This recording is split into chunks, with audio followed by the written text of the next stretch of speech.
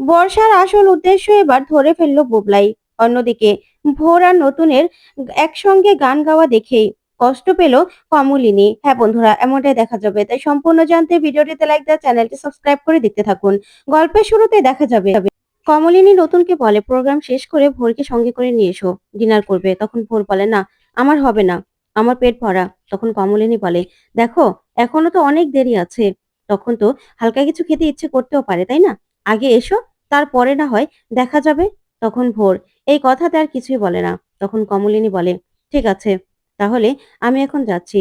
এই বলে কমলিনী সেখান থেকে চলে যায়। তখন নতুন ভোরকে বলে, ভোর তুমি কমলিনীর কথায় কিছু মনে করো না। তখন ভোর বলে, না স্যার, আমি মনে করেছি, কারণ ওনার প্রত্যেকটা কথা আমার মনে হলো যেন আমাকে আমাকে ইচ্ছে করে এই কথাগুলো বলেছে। তখন নতুন বলে, না না, কমলিনী এরকম নয়, তুমি ভুল ভাবছো।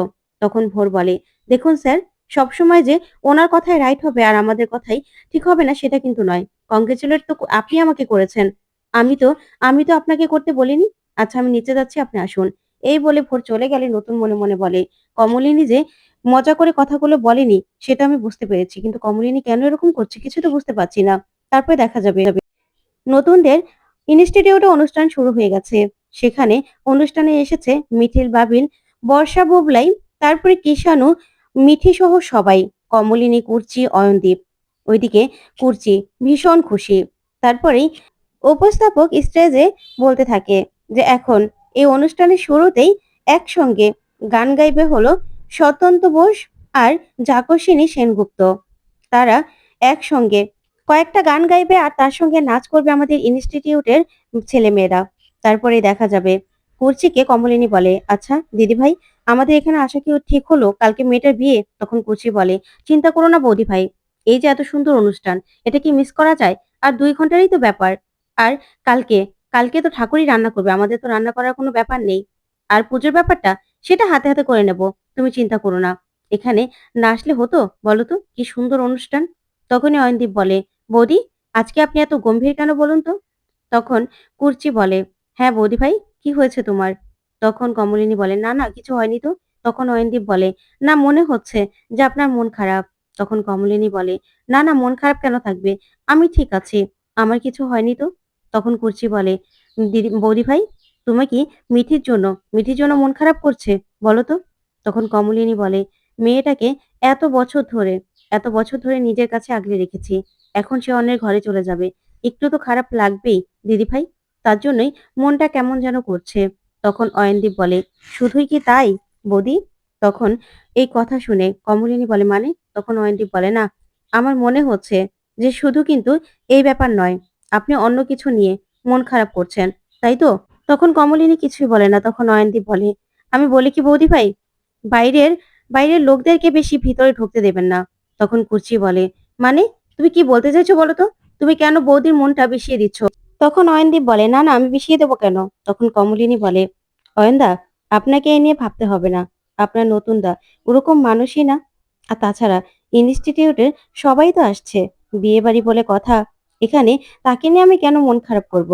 তখন কুচি বলে, সেটাই তো। তখন কমলিনী বলে, আসলে অয়নদা, আমি না ওসব কিচ্ছু ভাবছি না, আপনি ভাববেন না এসব নিয়ে। তখনই কুর্চি বলে, সেটাই তো, আমাদের নতুন দাই এই মানুষটার মতো কখনো কোনো মানুষ হতেই পারে না। তখন অয়নদীপ বলে, দেখুন বৌদি, আমি যেটা বলা সেটা আপনাকে বললাম, দরকার নেই তো অন্য মানুষকে এত প্রশ্রয় দেওয়ার, বাড়িতে বাড়িতে এত টাকার কোনো দরকার নেই। আপনি না এই মেয়েটাকে একদম বাড়িতে ডাকবেন না।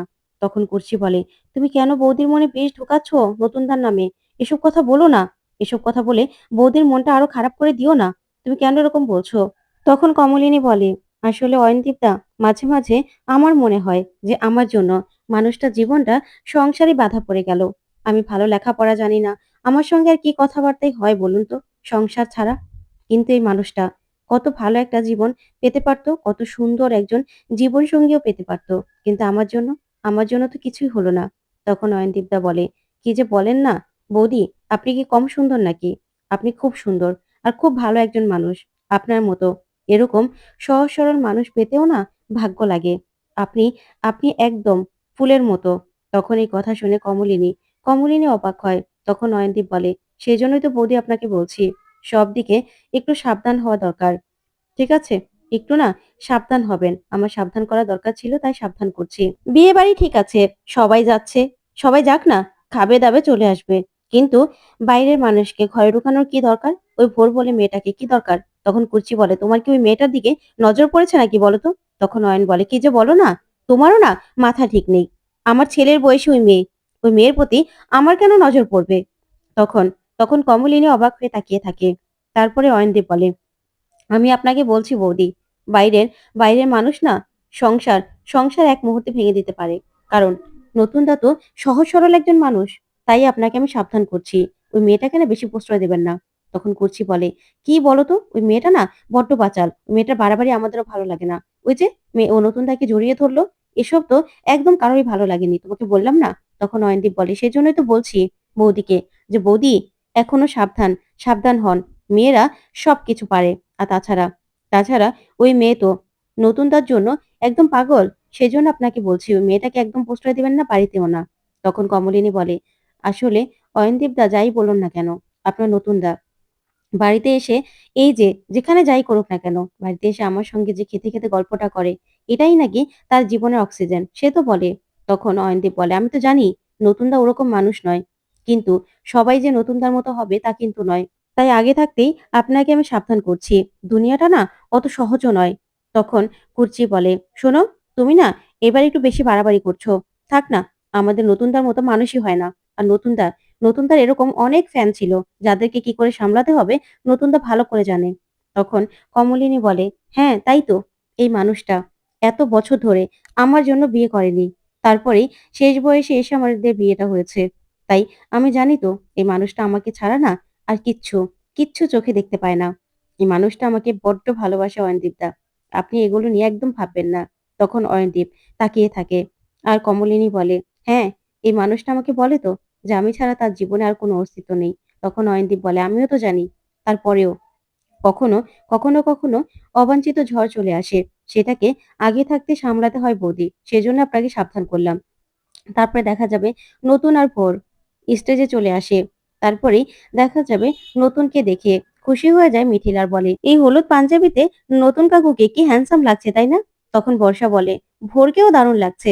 দুজনের দুজনের কমিউনিকেশন কিন্তু খুব সুন্দর।" তখনই মিঠিল বলে, "মানে?" তখন বর্ষা বলে, "না, এই যে ভোরের ব্লাউজ আর শাড়িটা খুব সুন্দর লাগছে কস্টিউমে।" তখন বুবলাই বলে, "মেয়েটা বড্ড বাড়াবাড়ি করে। এই মেয়েটাকে আমার মোটেও পছন্দ না।" তখন বর্ষা বলে, "আমার তো ভীষণ ভালো লাগে। দেখতে কত সুন্দর। দেখো না। আর তোমার ভালো না লাগার কি আছে সেটাই তো বুঝতে পারছি না। এখানে মেয়েটা কিই বা করেছে যে তুমি মেয়েটাকে দেখতে পাচ্ছ না? মেয়েটা না একটু সোজাসাপটা কথা বলে। ঘোর প্যাঁচ নেই মনের মধ্যে।" তখন বাবিল বলে, "না, ও বড্ড বাড়াবাড়ি করছে।